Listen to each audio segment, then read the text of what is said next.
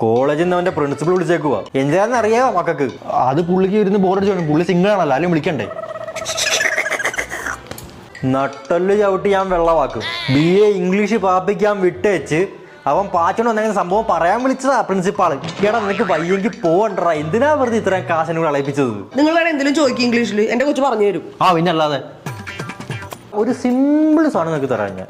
നീ has been എന്ന 2 വാക്ക് വരുന്ന ഒരു സെന്റൻസ് നീ പറ. Unfortunately WhatsApp has been stopped.